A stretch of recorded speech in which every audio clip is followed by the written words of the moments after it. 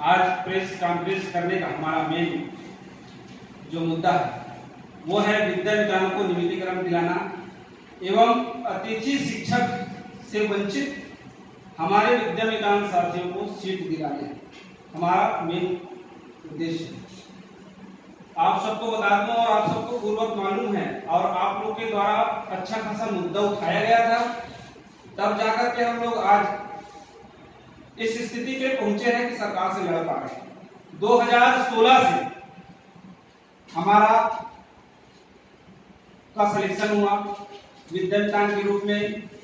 वो इसलिए हुआ कि सरकार उस बिहार क्षेत्र में, वनांचल क्षेत्र में, जहां पे नक्सल प्रभावित क्षेत्र है, जहां पे स्कूल खुलना मुश्किल होता है, जहां की गुणवत्ता बहुत ही निम्न स्तर का होती है, उस जगह में उस समय के मुख्यमंत्री माननीय श्री रमन सिंह जी के द्वारा एक योजना लॉन्च किया गया, उसका नाम विद्या विधान रखा गया।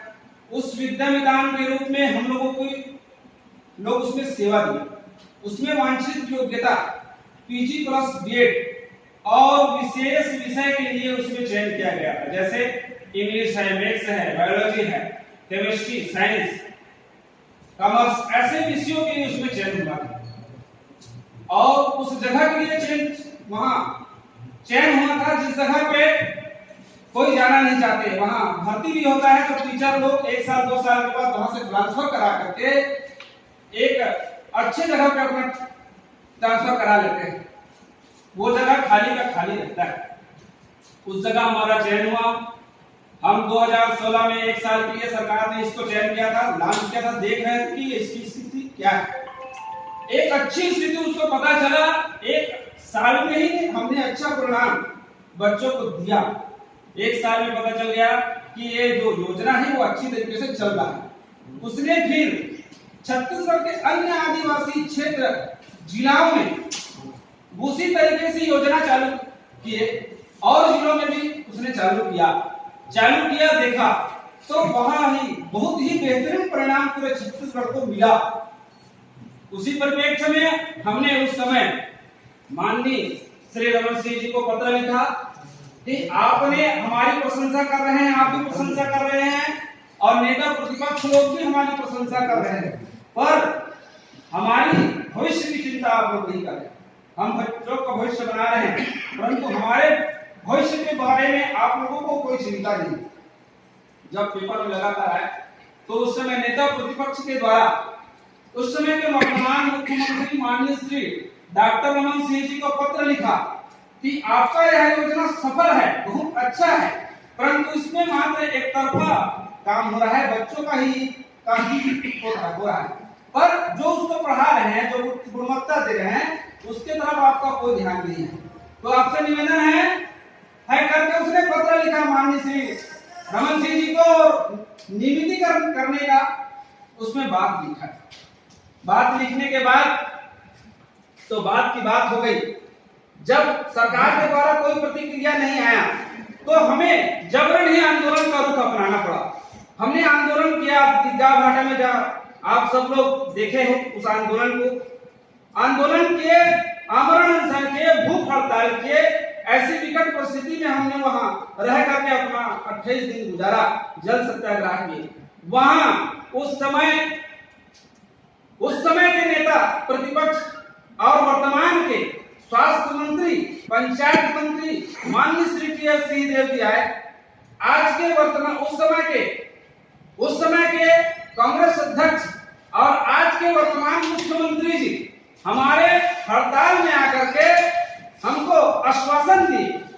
और उसके साथ साथ जितने विधायक कांग्रेस के हैं, जैसे उमेश पटेल है, कवासी लखमा जी है, संतराम नेताम जी है, सत्यनारायण शर्मा जी है, संतराम नेताम जी है, कवासी लखमा जी है, ऐसे सब विधायक हमारे आए आंदोलन में आकर के हमको लिखित में आश्वासन दिए हमारे।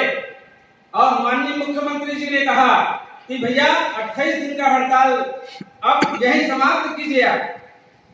ये सरकार जो है वो गरीबों की सरकार नहीं है, ये कर्मचारियों की सरकार नहीं है। आप लोगों से मैं आश्वासन देता हूं, आप लोग आज जूस पियो मेरे हाथ से, और जैसे ही हमारा सरकार बनता है 10 दिन के बाद हम आपको नियमित करेंगे।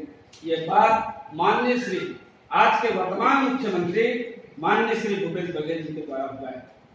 उसके बाद भी कोई जब चुनाव हुआ तो हमने हमारा काम हो, हमारे बेरोजगारों का काम हो, ऐसा करके भगवान से विनती किए, 2-2 3-3 दीपक जलाए, उपवास रहे, नारियल चढ़ाए, कई जगह तो जोत जलाए हैं कि चलो एक अच्छा भला करने वाली सरकार, कांग्रेस की सरकार हमारे छत्तीसगढ़ में आ जाए ताकि हमारा भविष्य हो जाए।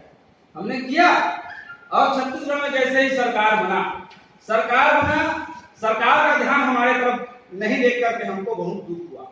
उसी समय की बात है, अनियमित कर्मचारी के बैनर तले मुख्यमंत्री जी को बुलाया गया, जहां हम भी मौजूद थे। वहां मुख्यमंत्री जी के द्वारा बोला गया कि इस वर्ष तो हम किसानों के लिए कर रहे हैं, हमारे पास बजट है उसमें, पर अगले वर्ष जो करेंगे उसमें टोटल अनियमित कर्मचारियों को लाभ मिलेगा। समय बीतता गया परंतु सरकार के द्वारा ऐसा कोई भी प्रतिक्रिया नहीं आया। उसी समय एक सत्यवादी और जुझारू नेता, जिसको हम मानते हैं, दिल से मानते हैं, वो माननीय बृहस्पति जी, उसी समय कांग्रेस के लिए प्रश्न उठाए, शिक्षा मंत्री जी के लिए प्रश्न उठाए कि आप सब, मेरे भाई भी गए थे और आप लोग भी गए थे इनके आंदोलन में, और जाकर के हमने आवाज उठाया था, एक साथ आवाज बुलंद किया था, ये कैसी बेशर्मी है, शिक्षक ठेकाकर्मी है, ये कैसी बेशर्मी है, शिक्षक ठेकाकर्मी है, हमने जा करके चिल्लाया। और आज देखो 1 साल 1.5 साल बीतने के बाद भी उस विद्यामितान का आप कोई भी तरीके से भला नहीं करे। आप क्या करना चाहते हो, क्लियर करो। तो शिक्षा मंत्री पूरी तरीके से वहां से घिर गए, घिर करके कोई जवाब नहीं दे पाए। तो माननीय श्री मुख्यमंत्री भूपेश बघेल को आना पड़ा और आकर के बोले कि जो विद्यामितान को हमने वादा किया है उस वादा को पूरा करेंगे और पूरा करके दिखाएंगे, कोई टेंशन न लो, कोई तनाव न लो। आकर के वहां समझाने के बाद दूसरे दिन माननीय श्री कर्मा जी के पुत्र को डिप्टी कलेक्टर बनाया गया। उसी दिन हमारे लिए भी मंत्रिमंडल में आदेश संशोधित हुआ, आदेश पारित हुआ। उसमें यह लिखा गया था कि विद्यामितान के हितों का संरक्षण किया जाए। वो लिखित आदेश हमारे पास रखा हुआ है। उसके बाद माननीय श्री कर्मा जी के बेटे को डिप्टी कलेक्टर बना दिया गया है, परंतु उसी दिन के आदेश पारित हमारा जो हुआ है वो अभी तक का नहीं हो पाया है। और आपको बता दूं, उसके बाद शिक्षा मंत्री जी के द्वारा एक लेटर जारी हुआ जिसपे विद्यामितान को व्याख्याता पंचायत 1 में मर्ज करने की बात लिखा गया। ये लेटर भी हमने देखा और ये लेटर जाकर के मंत्रालय की कौन से कोने में घुस गया, इसका कोई ठिकाना आज तक नहीं है। हमें तो कभी कभी एहसास होता है कि यह जो काम जो हो रहा है वो छत्तीसगढ़ के मुख्यमंत्री को बदनाम करने के लिए साजिश रची जा रही है, जिसके कारण से मुख्यमंत्री इस छत्तीसगढ़ वासियों के लिए काम नहीं कर पा रही है। मैं मुख्यमंत्री से निवेदन करना चाहता हूं कि आप इन षड्यंत्रकारी को, जो आपका नाम बदनाम कर रहे हैं, उस आदमी का पर्दाफाश कीजिए। और यदि ये आपके द्वारा हो रहा है तो आप जो वादा किया हो उस वादा को पूरा कीजिए, क्योंकि वादा पूरा करने के लिए आप बने हो। आप कहीं पैसा कमाने के लिए नहीं बने हो, आप अपना परिवार चलाने के लिए नहीं बने हो, आप जनता का भला करने के लिए बने हो। तो जनता का भला कीजिए। अभी उसके बाद हमको विद्यावितान से अतिथि शिक्षक बनाया गया। अतिथि शिक्षक बनाया गया तो जिस विद्यावितान को जहां जहां जिसका पद है वहीं उस आदमी को पदस्थ करना था, परंतु स्थानीय विधायक लोग अपने लोगों को फायदा पहुंचाने के लिए वो लोग एक विज्ञापन जारी कर दिए। विज्ञापन जारी करके उसमें लिखा गया था जो विद्यावितान है उसको ही मिलना चाहिए, परंतु उसमें हमको हमारे 300 साथियों को पद नहीं मिला और अपने लोगों को जो वांछित योग्यता नहीं रखते हैं, जिसके पास बीएड धारी नहीं है, उस लोगों को भी उस जगह में पदस्थ कर दिया गया। और हमारे 300 बेरोजगार आज भी 1 साल से भूखे बैठे हैं।